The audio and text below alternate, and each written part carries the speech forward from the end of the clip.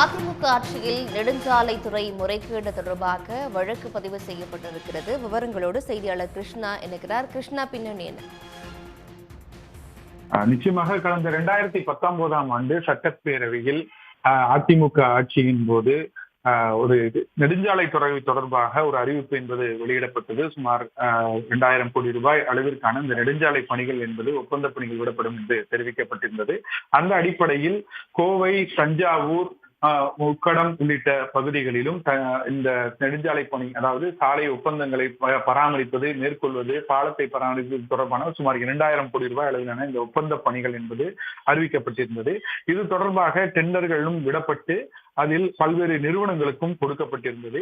இதில் முக்கியமாக இந்த விவகாரத்தில் லஞ்ச ஒழிப்புத்துறை ஒரு விரிவான விசாரணை ஒன்றை கடந்த 2022ஆம் ஆண்டு நடத்தியது. இந்த ஒப்பந்த பணிகளில் முறைகேடு நடந்திருப்பதாக கிடைக்கப்பட்ட தகவலின் அடிப்படையில் லஞ்ச ஒழிப்புத்துறை அந்த விரிவான விசாரணையை துவங்கி அதில் கிடைக்கப்பட்ட தகவல்களை அடிப்படையாக வைத்துதான் தற்போது இந்த லஞ்ச ஒழிப்புத்துறை வழக்கு பதிவு செய்திருக்கிறது.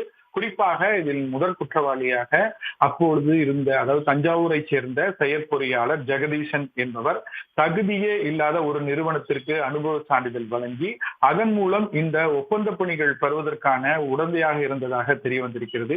இதில் 3 நிறுவனங்கள் மீதும் வழக்கு என்பது பதிவு செய்யப்பட்டிருக்கிறது. இந்த 3 நிறுவனங்கள் தான் சுமார் 2000 கோடி ரூபாய் அளவிலான இந்த நெடுஞ்சாலைத்துறை தொடர்பான ஒப்பந்த பணிகளை பெற்றிருக்கிறார்கள். அதில் முக்கியமாக KCP இன்ஜினியரிங் இந்த நிறுவனம் என்பது அதிமுக முன்னாள் அமைச்சர் SP வேலுமணி தொடர்பான நிறுவனம். இந்த நிறுவனம் ஏற்கனவே சென்னை மற்றும் கோவை மாநகராட்சிகளில் கோடிக்கணக்கான ரூபாய் ஒப்பந்த ஊழலில் தொடர்பு கொண்டு அதில் லஞ்ச ஒழிப்புத்துறை வழக்கு பதிவு செய்து அது விசாரணை என்பது நடைபெற்று வருகிறது.